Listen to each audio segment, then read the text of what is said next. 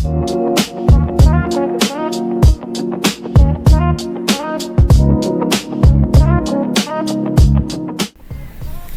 teman-teman, perkenalkan kami dari kelompok 2 yang beranggotakan saya, Safira Aulia, lalu dua rekan saya yaitu Hanisa Sefitri dan Dinda Ratnasari.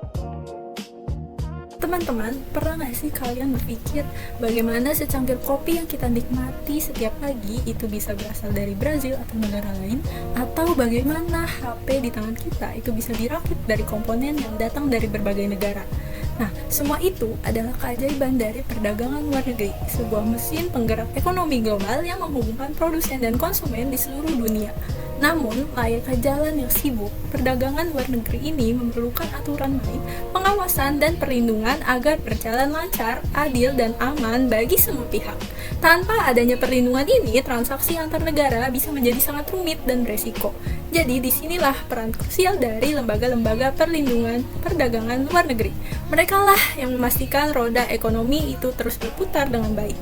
Jadi, dalam presentasi video kali ini, kami akan menyelami lebih dalam dan mengenal siapa saja sih lembaga-lembaga penting ini, apa saja fungsi mereka, dan bagaimana mereka berkontribusi dalam kelancaran perdagangan luar negeri yang kita rasakan manfaatnya setiap hari. Yang pertama itu ada Direktorat Jenderal Bea dan Cukai atau sering kita sebut dengan Bea Cukai. Nah, Bea Cukai ini merupakan lembaga pemerintah di bawah Kementerian Keuangan yang bertugas untuk mengatur, mengawasi, dan mengendalikan barang impor dan ekspor. Bea Cukai ini berfungsi mengelola pungutan bea masuk dan bea keluar yang menjadi sumber pendapatan negara sekaligus memberikan kemudahan dan pelayanan dalam rangka mendukung kelancaran perdagangan internasional. Nah, apa sih bea masuk dan bea keluar itu? Bea masuk itu sendiri merupakan pajak yang dikenakan pada barang impor saat masuk ke suatu negara untuk melindungi produk dalam negeri dan menambah pendapatan negara. Sementara itu, bea keluar adalah pajak yang dikenakan pada barang ekspor saat keluar dari negara untuk mengatur dan mengawasi ekspor agar sesuai dengan kebijakan pemerintah. Nah, keduanya ini dipungut berdasarkan tarif tertentu sesuai nilai atau jenis barangnya.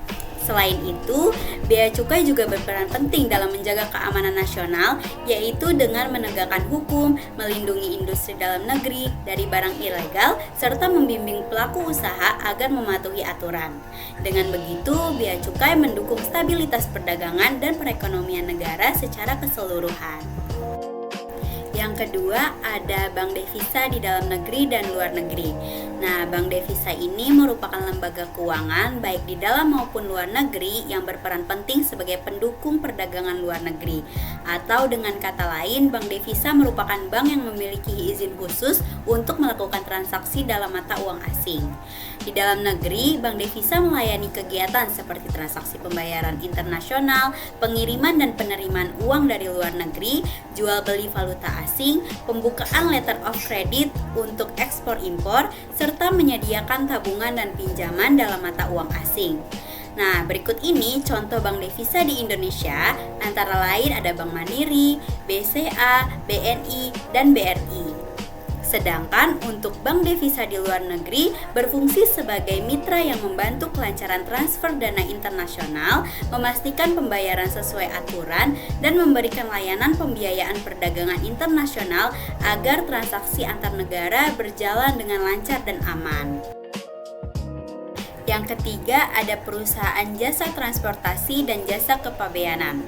Nah, perusahaan jasa transportasi atau freight forwarder adalah lembaga yang menyediakan layanan pengangkutan barang dari satu negara ke negara lain menggunakan moda transportasi seperti darat, laut, atau udara. Mereka juga berperan sebagai penghubung antara eksportir dan importir dengan perusahaan pelayaran atau maskapai penerbangan, serta mengurus dokumen dan prosedur pengiriman agar proses menjadi aman, tepat waktu, dan efisien. Berikut ini contoh perusahaan jasa transportasi. Yang pertama ada PT Kereta Api Indonesia atau KAI yang melayani angkutan kereta api.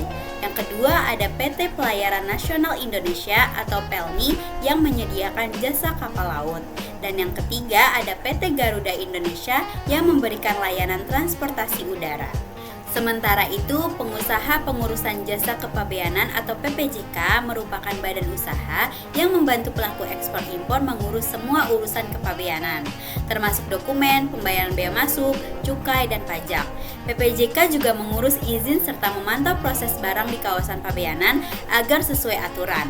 Dengan jasa PPJK, pelaku usaha bisa lebih mudah dan cepat menjalankan proses impor-ekspor tanpa harus mengerti detail prosedur kepabeanan. Karena PPJK ini menjadi jembatan antara importir, eksportir, dan bea cukai. Teman-teman, yang keempat itu ada perusahaan jasa pengangkutan dari laut, udara, dan juga darat. Perusahaan pengangkutan itu harus dibedakan dengan perusahaan jasa pengangkutan atau perusahaan jasa transportasi. Perusahaan pengangkutan adalah perusahaan yang memiliki dan mengoperasikan alat-alat pengangkutan. Perusahaan jasa pengangkutan memiliki peran sangat penting dalam mendukung perdagangan antar negara.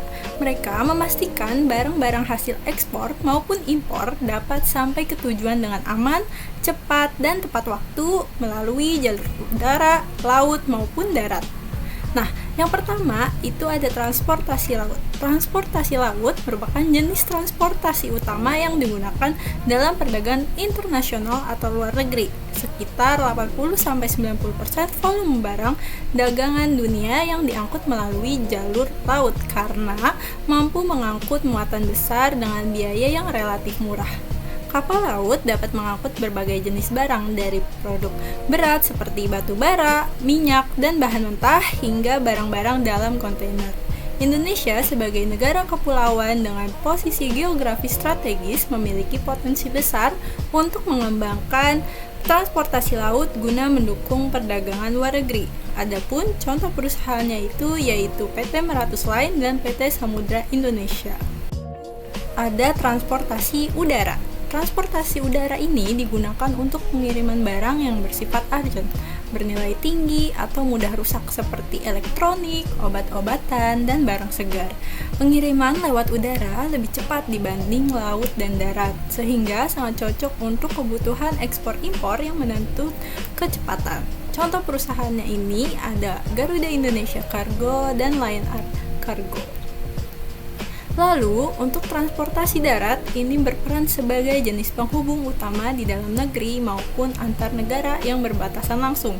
Barang yang telah sampai di pelabuhan laut atau bandara udara biasanya didistribusikan lebih lanjut menggunakan jenis darat seperti truk, kereta api, atau kendaraan pengangkut lainnya.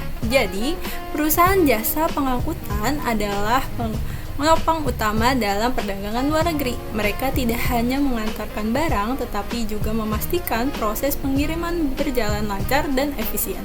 Tanpa peran mereka, perdagangan luar negeri akan sulit dan mahal untuk dilakukan. Nah, teman-teman, yang kelima itu adalah perusahaan asuransi. Perusahaan asuransi memegang peranan penting juga dalam mendukung kegiatan perdagangan luar negeri dengan menyediakan perlindungan terhadap berbagai resiko yang mungkin terjadi selama proses ekspor dan impor barang. Dalam perdagangan luar negeri ini, resiko yang dihadapi cukup kompleks dan beragam, mulai dari resiko gagal bayar, kerusakan barang selama pengiriman, hingga resiko politik seperti perubahan regulasi atau konflik di negara tujuan. Asuransi perdagangan membantu para eksportir dan importir dengan memberikan jaminan finansial jika terjadi hal-hal yang tidak diinginkan, seperti keterlambatan pengiriman, kerusakan barang, atau ketidakmampuan pembeli untuk melakukan pembayaran. Jadi, perlindungan ini sangat penting agar pelaku usaha dapat melakukan transaksi dengan rasa aman dan percaya diri, sehingga perdagangan luar negeri dapat berjalan lancar tanpa ketakutan akan kerugian besar.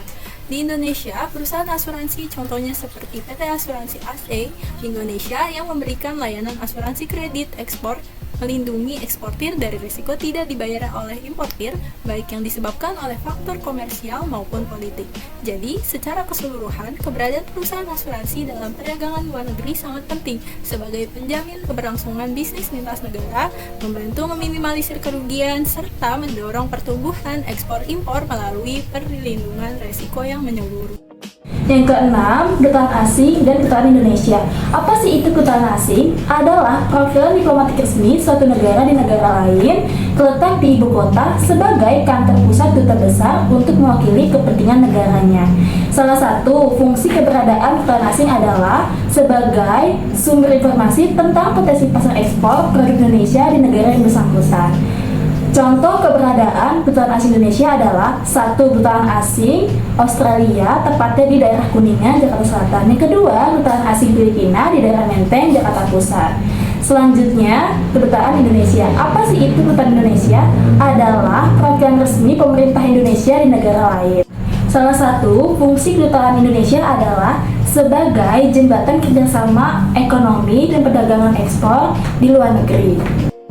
Yang ketujuh, superior dan lembaga pemeriksaan mutu barang. Apa sih itu superior? Adalah perusahaan survei yang ditetapkan oleh Menteri Keuangan, di mana dalam kegiatan ekspor perusahaan ini tuh melakukan pemeriksaan atas kebenaran teknis pada barang yang akan diekspor.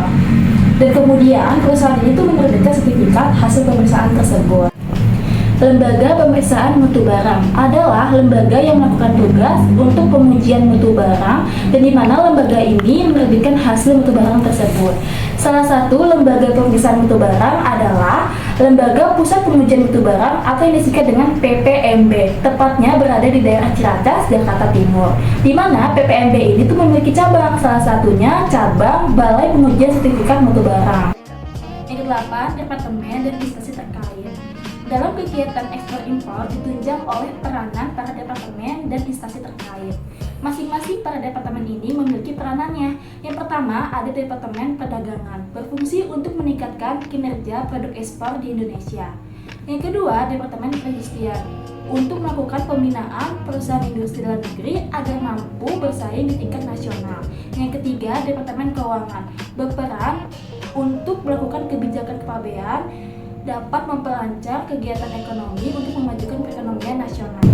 Yang keempat, Badan Pengembangan Ekspor Nasional, berperan untuk melakukan kegiatan promosi dan melakukan kegiatan pemasaran produk ekspor Indonesia di luar negeri.